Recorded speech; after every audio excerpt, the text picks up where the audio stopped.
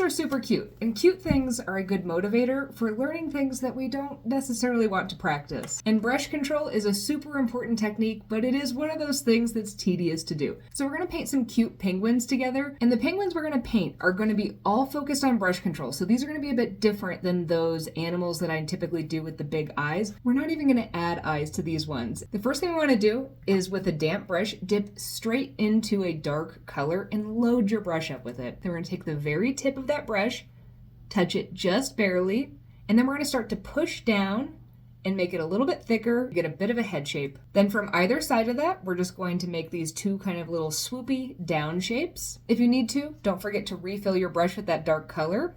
And then on either side of the body, I'm going to make kind of two swoopy shapes, and I'm just going to tap my brush at the bottom. Then I'm going to wash my brush, and I'm going to put a little bit of yellow or orange into it, and then I'm just going to place that along the sides. If you don't want it to bleed together, you could dry this before, but I kind of like when it bleeds together because these are very stylized, and I think it's just a little fun. I'm going to place that along the throat, along the sides, then I'm going to wash my brush, fill it with water, and I'm just going to soften that whole center part in. Let's do that again, but to the other side. On this one, I'm going to repeat the same steps except for the head shape is going to be in the opposite direction because practicing brush control requires you practice it in multiple directions. Again, touch lightly, drag, putting a little more pressure, push it down, either side swoop down, a couple little scribbles at the bottom, then wash my brush, fill it with those fun colors, place them where I want them, wash again, and wash it into the middle. My goal is to fill up this page with a whole bunch of penguins. So I'm going to change the orientation a little bit, and maybe this one we'd actually see the side of the body.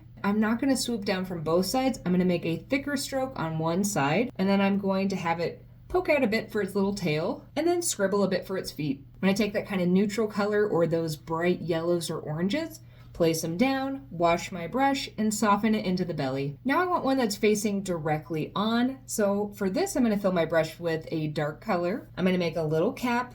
I'm going to have it kind of poke out at the bottom. And then I'm going to very lazily fill that in so that it maybe hints to the fact that there are some facial features without actually doing anything. And then the same thing we've done for all the other ones on the body. Brush control can be tricky to learn.